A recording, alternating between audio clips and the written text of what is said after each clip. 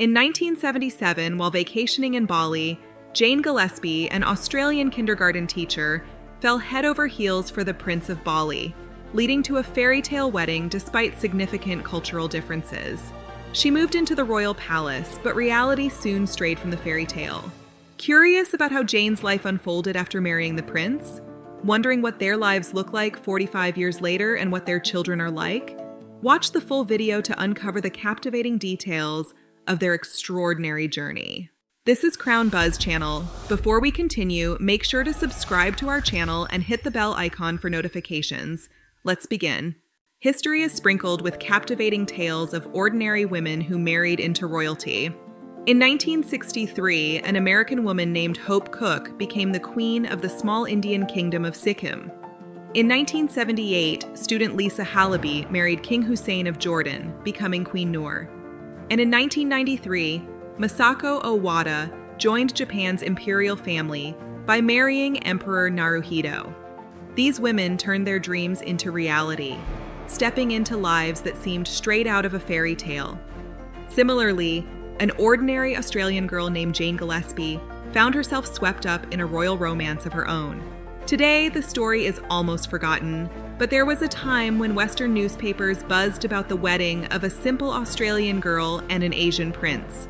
It was like Jane had stepped into an exotic fairy tale, living in a palace in an earthly paradise. Yet for Jane, life wasn't as magical as it appeared. But how did she meet the prince? Jane, born in 1953 in Sydney, grew up under the influence of her father, Colonel Rollo Gillespie, who served as the private secretary to the governor of New South Wales until 1974. After earning a degree in child psychology, Jane pursued her passion for travel and new cultures by working as a kindergarten teacher. In June 1977, Jane and her family embarked on a 2-week vacation to Bali. They stayed at a hotel on the Royal Palace grounds, owned by Prince Rick. It was here that Jane met Prince Raka, a charming young man with a love for engaging with international guests and sharing insights into Balinese life and culture.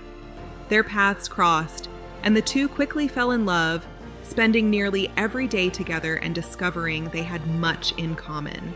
However, all vacations must come to an end, and Jane and her family returned to Sydney. Back to her role as a kindergarten teacher, Jane was constantly haunted by memories of the serene Balinese way of life and her time with Prince Raka.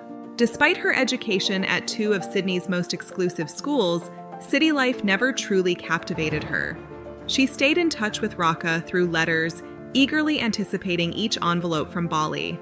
It's amusing to think about it now, but in the 70s, there wasn't even a telephone in Bali, not even in the palace. As the months went by, Jane couldn't shake the memories of her blissful days in Bali. Determined to reclaim that happiness, she made the bold decision to resign from her job and return to Bali for a sabbatical. Upon her arrival, Prince Raka wasted no time and proposed to her. Jane eagerly accepted, saying, "From the moment I saw him, it felt like we had never been apart. I knew our connection was more than just a fleeting holiday romance." However, their love faced strong opposition, as Prince Raka was expected to marry within the royal family circle. Despite his family's pressure to marry within their ranks, Prince Raka remained resolute. He would marry only Jane. The family went so far as to confiscate her passport and run an Interpol check to verify her legitimacy. Fortunately, Jane's background was spotless, and in May 1978, they celebrated a beautiful wedding. The ceremony, featuring 4 elaborate costume changes, was attended by many locals from nearby villages. Jane's parents flew to Bali to share in the joyous occasion. Finally married, the couple couldn't have been happier. After tying the knot, Jane took the new name of Princess Jero Asri Kirtiasa, a name dripping with meaning, Jero signifying from the palace, and Asri symbolizing perfection. But that wasn't all, she also embraced the Hindu faith. Despite the transition of Bali into a republic, the royal family remains revered as guardians of Hinduism, a testament to their enduring respect. Delving into history, one discovers that Bali was once under the rule of various Hindu-Buddhist kingdoms, a legacy echoing through time. Perhaps it was the enchanting allure of this island paradise that bewitched Jane. Nevertheless, post-wedding, her life underwent a remarkable transformation in Ubud, where Westerners were a rare sight, painting a vivid picture of her newfound reality. Although their residence carried the title of a palace, it hardly resembled one. Transporting us back to the year 1978, even within its grand walls, modern comforts like electricity and proper facilities were but a distant dream. The facade was undoubtedly picturesque, but daily life unfolded in a realm of primitiveness.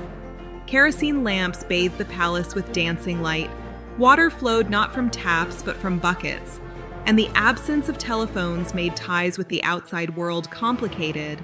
Adding to the sense of confinement, Jane had to ask for permission before leaving the palace, which made her feel stuck sometimes.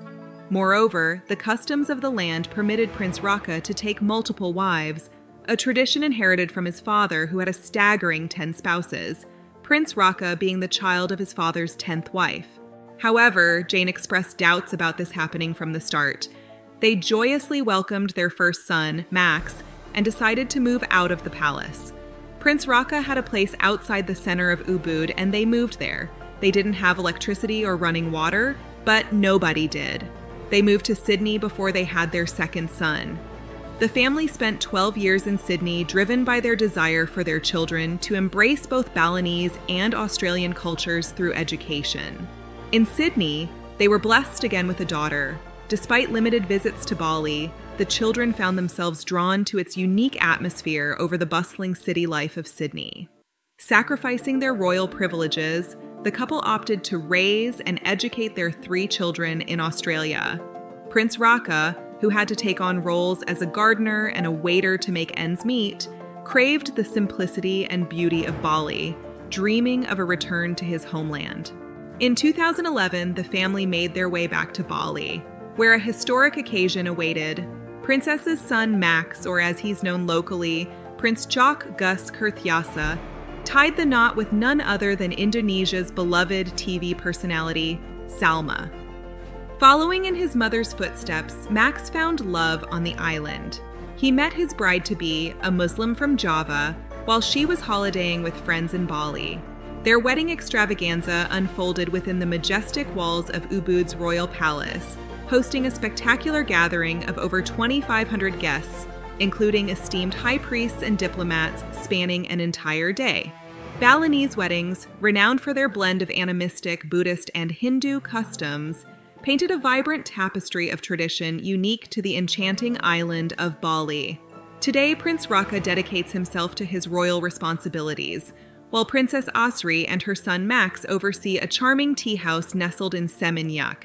Their establishment, known as Biku, caters to customers with delicious offerings spanning breakfast, lunch, and dinner, yet it truly shines with its renowned high tea experiences. 45 years after their wedding, Princess Asri, now almost 71, still looks beautiful and graceful. With all her children now married and raising families of their own in Bali, she cherishes her role as a devoted grandmother, showering love and care upon her grandchildren regardless of their whereabouts. Through the passage of time, Princess Asri and Prince Raka continue to share a bond filled with happiness and contentment. The flame of their affection continues to burn bright. Even after weathering the storms of time, they indulge in romantic outings, appreciating popcorn and movie nights together. Every now and then, they open up to journalists, sharing the heartening tale of their enduring love. Despite the rocky start to Princess Asri's journey with Prince Raka, she held on tightly to their bond, knowing from the beginning that he was the one for her. And all these years later, he remains her only one. What do you think of this captivating love story? Have you been inspired by love? Share your thoughts in the comments below and stay tuned for more inspiring content. Don't forget to like, subscribe, and hit the bell icon for notification. Until next time.